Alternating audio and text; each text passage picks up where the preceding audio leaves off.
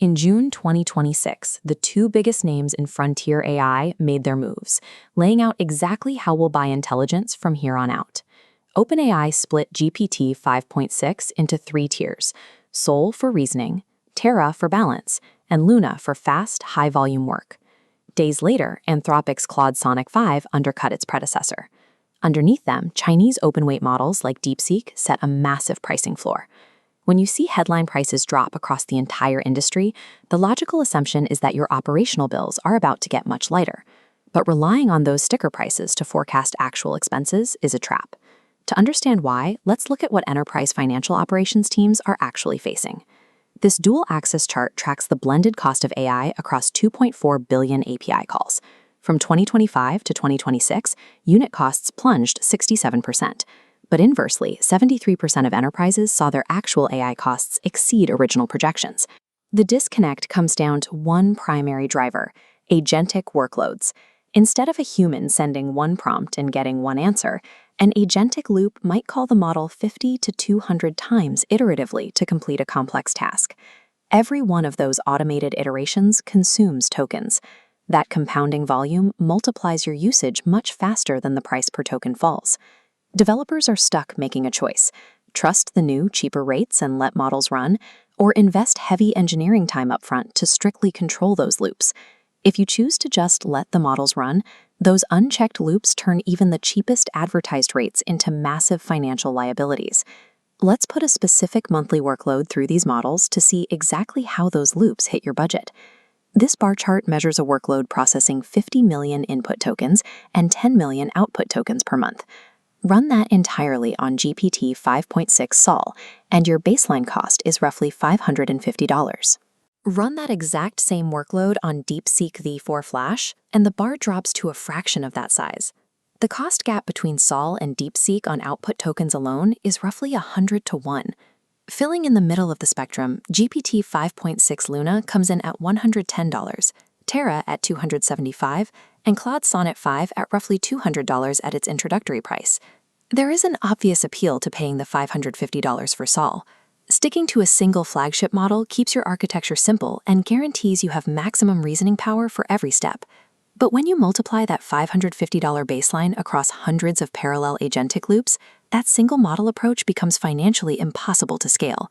To capture those massive savings with open-weight models, you have to accept lower reasoning limits and manage the technical complexity of routing requests across multiple vendors.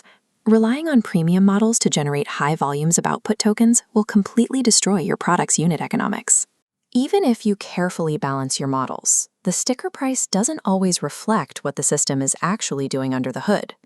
Take Claude Sonnet 5, which shipped with an updated tokenizer architecture. This diagram shows how that new tokenizer works.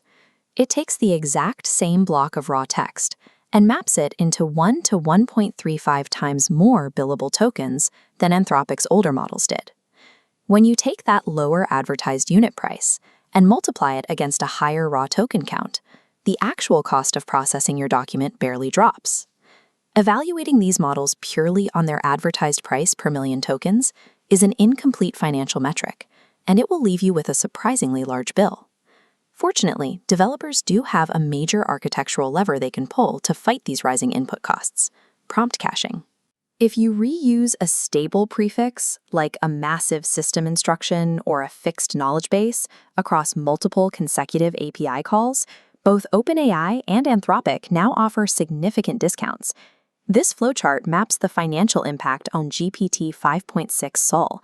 Your first request passes through the main gateway at $5 per million tokens.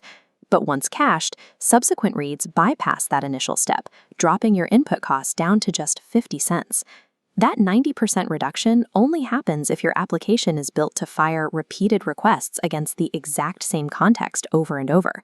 It requires strict architectural discipline. Developers have to manually restructure their prompts to group all static data at the very beginning of the request. Prompt caching proves that the most meaningful cost savings are no longer found by picking the cheapest vendor. They are earned through upfront engineering effort. All of this points to one undeniable reality: the days of choosing a single, all-purpose model for an entire enterprise are permanently over. The AI market in mid-2026 has settled into three distinct layers: the open weight floor setting baselines, mid-tier models competing on balance, and frontier flagships for maximum capability. Build a workload router, a decision tree routing tasks to the best model. Branch 1 sends simple extraction to low-cost Luna or DeepSeek.